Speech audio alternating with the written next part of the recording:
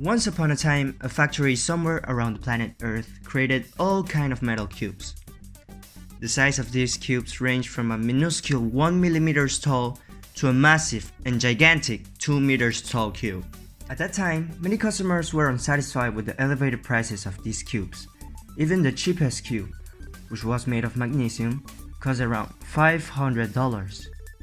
What a steal, wasn't it? So the government decided to shut down this factory forever. There was one scientist called Henrik Carl Ender who bought a magnesium cube for his experiment. He flooded the entire metal cube into a container with hydrochloric acid.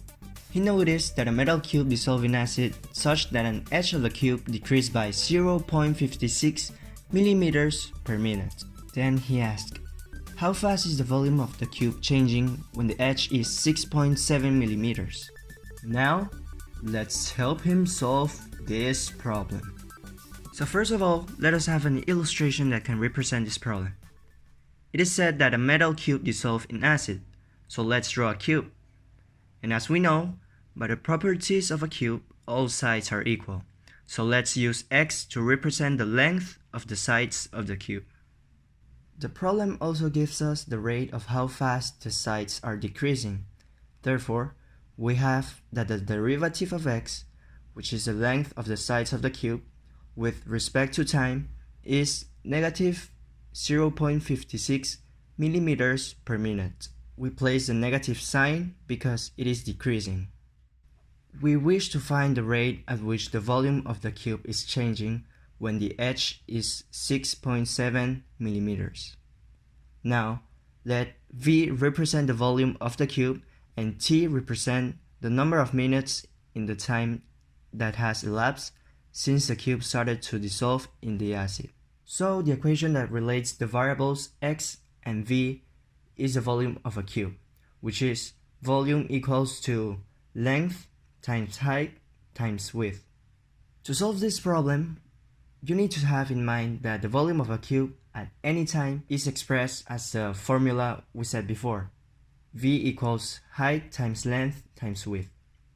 The sides are all equal to x, so we have that V equals to x to the third power.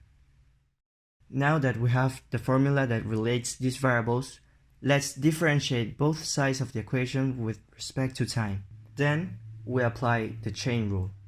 We have that the derivative of v with respect to time is equal to 3x squared times the derivative of x with respect to time.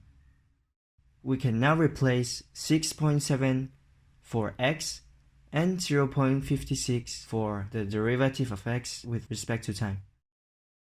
Finally, we get that the derivative of v with respect to time equals negative 75.42 millimeters cubed per minute. Therefore, when the length of the cube is 6.7 millimeters, the volume of the cube is decreasing at a rate of 75.42 millimeters cubed per minute. The significance of the minus sign is that V, the volume of the cube, is decreasing as T, the time that has elapsed since the cube started to dissolve in the acid, increases.